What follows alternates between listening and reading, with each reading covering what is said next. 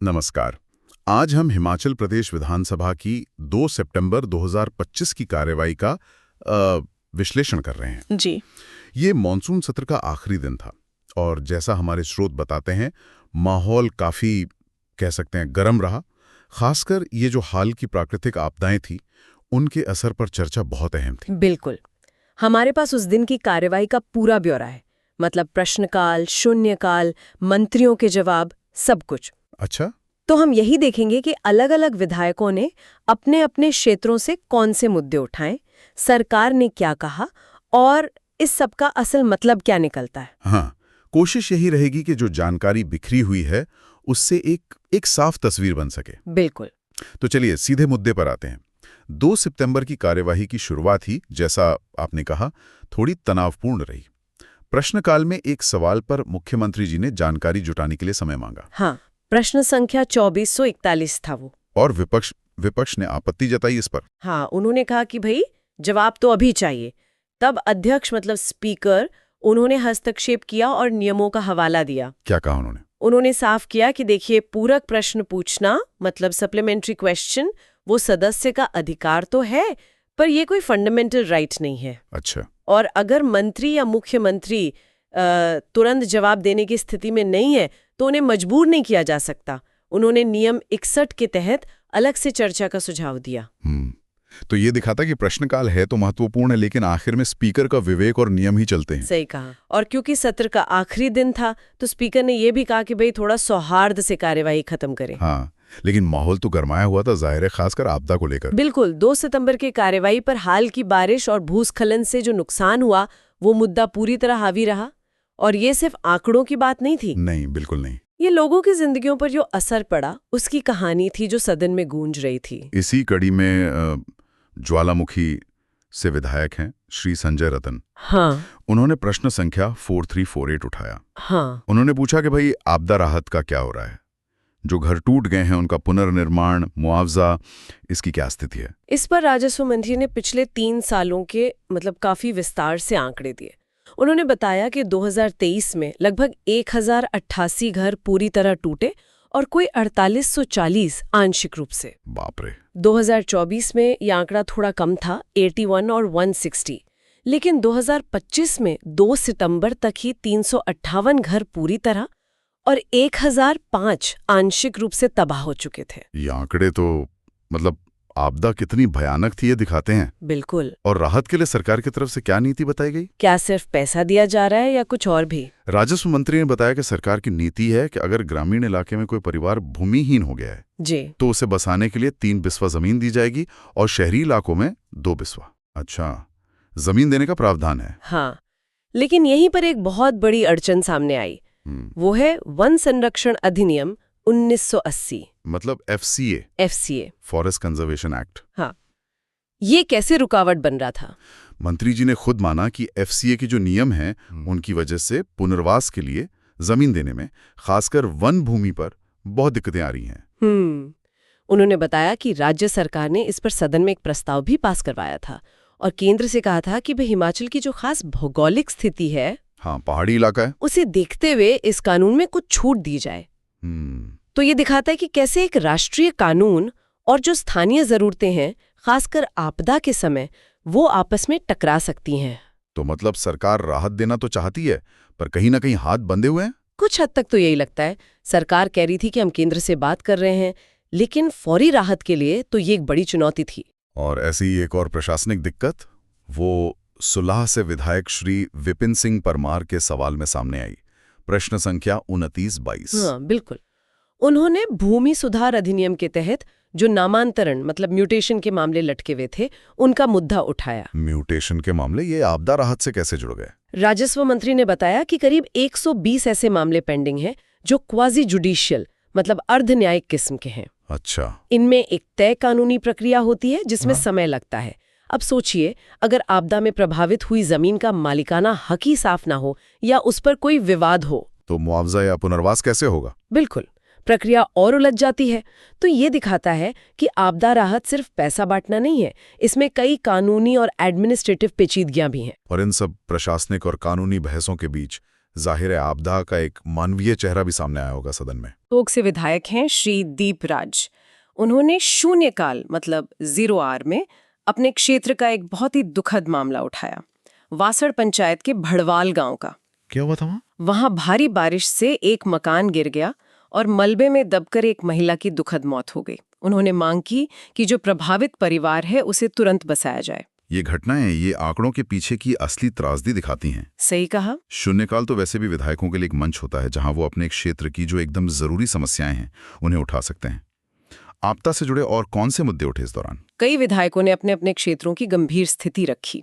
जैसे गगरेट से विधायक श्री चैतन्य शर्मा ने चुराहा जैसे दूरदराज के इलाकों का जिक्र किया। हाँ, वो तो काफी रिमोट एरिया है। वहां सड़कें बंद हो गईं तो राशन और जो जरूरी सामान है उसकी सप्लाई ही ठप हो गई। और बिलासपुर से श्री त्रिलोक जम्वाल ने उन्होंने त्रिपाल की मांग की थी। हाँ, बहुत ही व्यवहारिक मांग थी कि जो घर टूट गए हैं, बारिश में लगातार भीग रहे हैं, उनको बचाने के लिए कम से कम फौरन तिरपाल तो दिए जाए ताकि लोग अपना बचा खुचा सामान ही सुरक्षित रख सकें। हाँ, ये छोटी छोटी चीजें लग सकती हैं पर आपदा के समय इनका महत्व बहुत ज्यादा होता है। निश्चित रूप से। उधर नगरोटा भगवान से विधायक श्री RS बाली ने अपने क्षेत्र में हुए भारी नुकसान को देखते हुए एक स्पेशल राहत पैकेज की मांग रखी। और पोंटा साहिब का भी जिक्र हुआ, गिरी नदी में बाढ़ का। हाँ, पोंटा साहिब से विधायक श्री सुखराम चौधरी ने बताया कि कैसे गिरी नदी की बाढ़ ने तबाही मचाई, पुल बह गए, लोगों की उपजाऊ जमीन नदी में समा गई। उन्होंने जोर दिया कि भविष्य में ऐसी तबाही रोकने के लिए नदी का तटीकरण मतलब चैनलाइजेशन करना बहुत जरूरी है। और शायद बंजार से भी विधायक ने कुछ मुद्दे उठाए थे, श्री सुरेंद्र शौरी। हाँ, श्री सुरेंद्र शौरी ने भी बताया कि उनके इलाके में सड़कें बंद हैं, जरूरी चीजों की कमी हो गई है और भूस्खलन से एक स्कूल के बिल्डिंग को भी खतरा पैदा हो गया है। तो मतलब पूरे प्रदेश में अलग अलग जगहों पर आपदा का असर अलग अलग तरह से महसूस हो रहा था। बिल्कुल, और इन सभी स्थानीय मुद्दों पर सरकार की तरफ से आश्वासन तो दिए गए। मुख्यमंत्री श्री सुखविंदर सिंह सुक्खू ने भी कहा, जैसा कि शून्यकाल में जसवा परागपुर से विधायक श्री बिक्रम सिंह ने पौंग बांध विस्थापितों का मुद्दा उठाया था। हाँ, पौंग डैम विस्थापितों का मुद्दा तो बहुत पुराना है। मुख्यमंत्री ने कहा कि सरकार प्रभावितों की मदद के लिए नियमों में ढील देने को भी तैयार है और पार्टी लाइन से ऊपर उठकर काम करेगी। पौंग बांध विस्थापितों का मुद्दा उठना भी अपने आप में महत्वपूर्ण था। ये दशकों पुरानी और बहुत जटिल समस्या है। लेकिन क्या सिर्फ आश्वासन ही थे या समस्या की जड़ तक जाने की भी कोई कोशिश हुई? एक महत्वपूर्ण बात उप मुख्यमंत्री ने उठाई। उन्होंने पोंटा साहिब में जो बाढ़ आई उसकी भयंकरता का जिक्र करते हुए कहा कि अवैध खनन भी इसका एक बड़ा कारण है। अच्छा, अवैध खनन को जोड़ा उन्होंने बाढ़ से? हाँ, उन्होंने कहा कि नदियों की ड्रेजिंग और चैनलाइजेशन की जो नीति है उस पर दोबारा सोचने की जरूरत है ताकि खनन वैज्ञानिक तरीके से हो और नदियों का जो प्राकृतिक बहाव है वो बना रहे। ये आपदा के कारणों और भविष्य में रोकथाम पर एक अहम टिप्पणी थी। तो साफ है कि 2 सितंबर की कार्यवाही के केंद्र में आपदा राहत और उससे जुड़े मुद्दे ही रहे। लेकिन क्या शासन और विकास से जुड़े दूसरे मामले नहीं उठे? उठे, बिल्कुल उठे, और वो भी काफी महत्वपूर्ण थे। धर्मपुर से विधायक श्री चंद्रशेखर ने प्रश्न संख्या 3450 के जरिए एक काफी दिलचस्प मुद्दा उठाया। क्या था वो? उन्होंने पूछा कि जो नई नगर पंचायतें बनी हैं, जैसे ज्वालामुखी, शाहपुर वगैरह, हाँ, कई बनी थी, वो जो पुरानी पंचायतें थीं, उनकी संपत्ति, उनकी देनदारियां और उनके कर्मचारी, वो इन नई नगर पंचायतों को ट्रांसफर क्यों नहीं हो पा रहे हैं? इसमें इतनी देरी क्यों हो रही है? ये तो बड़ा बुनियादी प्रशासनिक काम, इसमें क्या दिक्कत थी? इस पर लोक निर्माण मंत्री, जिनके पास शहरी विकास विभाग का चार्ज भी था, उन्होंने जवाब दिया और उन्होंने जो बताया वो सच में चौंकाने वाला था। क्या? उन्होंने माना कि प्रदेश भर के जो शहरी स्थानीय निकाय हैं मतलब ULBs, उनमें अलग अलग योजनाओं के तहत लगभग 450 से 500 करोड़ रुपए की रकम वो खर्च ही नहीं हो पाई है। 500 करोड़? इतनी बड़ी रकम का इस्तेमाल ना हो पाना, ये तो बहुत गंभीर बात है। कोई वजह बताई उन्होंने कहा कि भाई प्रक्रिया में देरी हुई, कुछ मामलों में DPR मतलब डिटेल्ड प्रोजेक्ट रिपोर्ट नहीं बनी, ऐसी वजहें गिनाई और आश्वासन दिया कि संपत्ति और देनदारियों के ट्रांसफर की प्रक्रिया तेज की जाएगी और वह खुद देख रहे हैं कि ये जो पैसा खर्च नहीं हुआ है वो जल्द से जल्द विकास कामों में लगे। ये मामला सिर्फ संपत्ति ट्रांसफर का नहीं है, ये तो योजनाओं के लागू होने में जो प्रशासनिक सुस्ती है या क्षमता की कमी है उसका एक बड़ा उदाहरण लग रहा है। बिल्कुल, ये वाकई चिंताजनक है। क्या इसी तरह के और भी मामले सामने आए जहां विकास के काम रुके हुए थे? हाँ, कई उदाहरण थे। जैसे नाहन से विधायक श्री अजय सोलंकी, उन्होंने प्रश्न संख्या 4353 के जरिए अपने शहर की कई समस्याएं गिनाई। क्या क्या? नाहन नगर परिषद में फंड इस्तेमाल नहीं हो रहा, कूड़ा कलेक्शन की हालत बहुत बुरी है, आवारा पशु खासकर कुत्तों का आतंक है, और एक ठेकेदार ब्लैकलिस्ट हो गया तो काम रुक गए। आवारा कुत्तों की समस्या तो कई जगह है। हाँ, उन्होंने बताया कि कुत्तों के कारण एक्सीडेंट हो रहे हैं, लोग खासकर बच्चे और महिलाएं डरे हुए हैं। इस पर मंत्री जी का क्या जवाब था? मंत्री जी ने माना कि हाँ, लगभग 1.5 करोड़ रुपए स्वीकृत थे, पर खर्च नहीं हुए क्योंकि ठेकेदार को ब्लैकलिस्ट करना पड़ा। आश्वासन दिया कि जल्द नए टेंडर होंगे। कूड़ा उठाने के लिए 105 कर्मचारी और 11 गाड़ियां लगी हैं, ऐसा बताया। और आवारा कुत्तों की नसबंदी की कोशिश हो रही है, ये भी कहा। लेकिन सवाल वही है कि क्या ये कोशिशें जमीन पर दिख रही हैं? एक और उदाहरण शायद कसौली से विधायक श्री विनोद सुल्तानपुरी ने दिया था, धर्मपुर में बीडीओ ऑफिस का। प्रश्न 3458। हाँ, धर्मपुर में बीडीओ ऑफिस का निर्माण रुका हुआ था। इस पर उद्योग मंत्री ने संबंधित मंत्री की तरफ से जवाब दिया कि काम लगभग पूरा है, बस फिनिशिंग बाकी है। अच्छा। उन्होंने भी वही आश्वासन दिया कि अगर ठेकेदार काम नहीं कर रहा तो उसे बदल देंगे। मतलब फिर वही कहानी, काम रुका है, आश्वासन दिया जा रहा है। और धर्मपुर से ही एक और विधायक श्री महेंद्र सिंह ने प्रश्न संख्या 3457 उठाया था, स्कूलों के युक्तिकरण को लेकर। हाँ, उन्होंने नालागढ़ शिक्षा ब्लॉक में स्कूलों के रैशनलाइजेशन, मतलब स्कूलों को मिलाने या बंद करने के फैसले पर दोबारा विचार करने की मांग की। उनकी चिंता थी कि इससे बच्चों को दूर जाना पड़ रहा है, असुविधा हो रही है। इस पर क्या कहा गया? राजस्व मंत्री ने कहा कि मामले पर विचार किया जाएगा। तो ये सारे उदाहरण क्या दिखाते हैं कि विकास की राह में प्रशासनिक बाधाएं, देरी और योजनाओं को असरदार तरीके से लागू करने की कमी एक बड़ी चुनौती बनी हुई है। विकास और आपदा राहत के अलावा 2 सितंबर को राज्य के अपने संसाधनों और अधिकारों से जुड़े कुछ बहुत गंभीर मुद्दे भी उठे। बिल्कुल। शाहपुर से विधायक श्री केवल सिंह पठानिया ने प्रश्न संख्या 4593 के माध्यम से एक बहुत पुराना और अहम मामला उठाया। क्या था वो? उन्होंने पूछा कि 1990 से जो इंडिपेंडेंट पावर प्रोड्यूसर्स हैं, मतलब IPPs, उन पर लोकल एरिया डेवलपमेंट फंड यानी LADF का पैसा बकाया है, वो वसूला क्यों नहीं गया? LADF ये तो स्थानीय विकास के लिए होता है। कितना बकाया है ये और वसूली क्यों नहीं हुई? मुख्यमंत्री जी ने खुद इसका जवाब दिया। उन्होंने माना कि हाँ, पिछले सरकारों ने इस पर ध्यान नहीं दिया, लेकिन उनकी सरकार इसे गंभीरता से ले रही है। कितना बकाया बताया उन्होंने? लगभग 50 करोड़ रुपए। उन्होंने कहा कि इसकी वसूली के लिए कदम उठाए जा रहे हैं। अब सोचिए, ये 50 करोड़ अगर मिलते हैं तो स्थानीय इलाकों के विकास में कितना काम आ सकते हैं। बिल्कुल। और इसी सवाल में पठानिया जी ने भाखड़ा और शैनन प्रोजेक्ट्स का मुद्दा भी उठाया था, जिनकी लीज खत्म हो चुकी है। हाँ, ये तो राज्य के अधिकारों से जुड़ा एक बहुत ही बड़ा मुद्दा है। मुख्यमंत्री ने बताया कि राज्य सरकार इन प्रोजेक्ट्स पर अपना हक जताने के लिए कानूनी लड़ाई लड़ रही है। अच्छा, कानूनी लड़ाई चल रही है। हाँ, उन्होंने ये भी बताया कि कैसे कानूनी कोशिशों से BBMB मतलब भाखड़ा ब्यास मैनेजमेंट बोर्ड में राज्य की हिस्सेदारी बढ़ी और उससे लगभग 250 करोड़ रुपए का अतिरिक्त राजस्व मिला भी है। ये तो अच्छी बात है। और शानन और भाखड़ा मामले कोर्ट में थे और सितंबर में ही उनकी सुनवाई होनी थी। तो ये दिखाता है कि राज्य अपने जो वित्तीय संसाधन है उनको लेकर कितना, कह सकते हैं, सजग होने की कोशिश कर रहा है। संसाधनों से ही जुड़ा एक और काफी विस्फोटक मुद्दा शून्यकाल में उठा, अवैध खनन का। हाँ, सुजानपुर से विधायक कैप्टन रंजीत सिंह राणा ने ये मामला उठाया। उन्होंने एक खास स्टोन क्रशर का जिक्र किया जिसके खिलाफ अवैध खनन के लिए FIR हुई थी, सामान भी जब्त हुआ था और आरोप लगाया कि इसमें बड़े प्रभावशाली लोग शामिल हैं। अच्छा, इस पे क्या प्रतिक्रिया हुई? ये तो गंभीर आरोप है। मुख्यमंत्री ने इस पर बहुत डिटेल्ड और फैक्ट्स के साथ जवाब दिया। उन्होंने FIR नंबर 5623, तारीख 12 अगस्त 2025, क्या-क्या सामान जब्त हुआ, पोकलैंड, टिपर, जनरेटर वगैरह सब बताया। और नामों का भी खुलासा किया। हाँ, उन्होंने बताया कि क्रशर मालिक ने पावर ऑफ अटॉर्नी दी थी श्री अमेज शर्मा को, और जांच में श्री प्रबोध शर्मा, जो श्री अमेज शर्मा के भाई और हमीरपुर विधायक श्री आशीष शर्मा के चाचा हैं, उनकी संलिप्तता पाई गई। 2 और लोगों के नाम भी लिए, श्री सतीश शर्मा और श्री सुनील कुमार। तो इसमें राजनीतिक रंग भी आया होगा फिर? बिल्कुल। जैसे ही मुख्यमंत्री ने ये नाम लिए, हमीरपुर से विधायक श्री आशीष शर्मा खड़े हो गए। उन्होंने स्पष्टीकरण दिया, कहा कि अमेज शर्मा उनके सगे भाई हैं, चाचा नहीं, और उनका परिवार एक है। उन्होंने कहा कि वो हमेशा सच के साथ खड़े रहेंगे। इस पर मुख्यमंत्री ने आश्वासन दिया कि कानून अपना काम करेगा और अवैध खनन में जो भी शामिल है, चाहे वो कितना भी प्रभावशाली क्यों ना हो, उसे बख्शा नहीं जाएगा।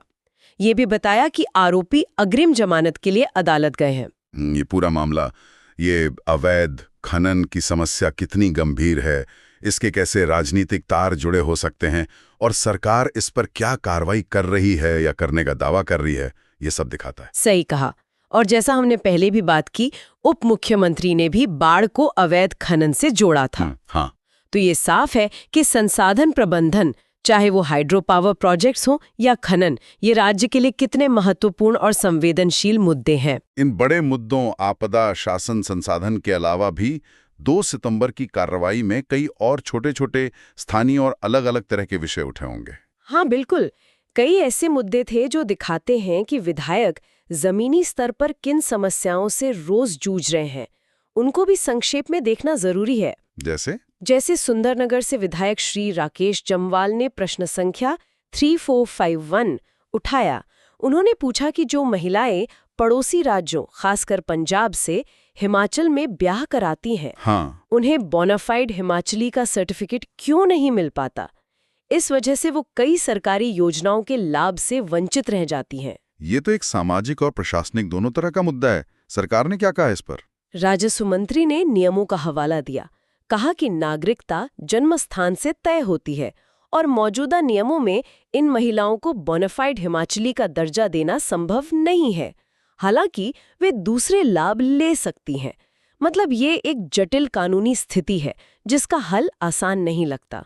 और कौन से ऐसे ध्यान देने लायक मुद्दे थे? सिराज से विधायक श्री चेतराम ठाकुर ने प्रश्न संख्या 3454 के जरिए एक चिंताजनक बात उठाई कि हिमाचल प्रदेश अनुसूचित जाति जनजाति विकास निगम जो है वो अस्थायी रूप से बंद हो गया है। अच्छा, निगम बंद हो गया? हाँ, इससे उन छात्रों और छोटे कारोबारियों को दिक्कत हो रही है जो लोन वगैरह के लिए इस पर निर्भर थे।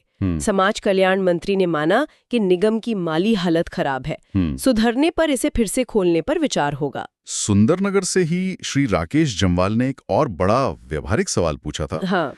उन्होंने मांग की कि पंचायतों के जो छोटे मोटे निर्माण कार्य होते हैं उनमें लोकल रेत बजरी इस्तेमाल करने की इजाजत दी जाए ताकि उन्हें महंगा क्रशर मटेरियल न खरीदना पड़े। ये तो वाजिब मांग लगती है। इस पर ग्रामीण विकास मंत्री ने बताया कि 10 लाख तक के कामों के लिए नियमों में छूट देने पर विचार हो रहा है और जल्दी नोटिफिकेशन जारी होगा। अच्छा, इस पर कुछ कार्रवाई हो रही है। हाँ, और शून्यकाल में भी कई स्थानीय मुद्दे उठे। नैना देवी जी से श्री रणधीर शर्मा ने पटवार सर्कलों को दूसरी तहसील से जोड़ने पर आपत्ति जताई, बंद बस रूट शुरू करने को कहा।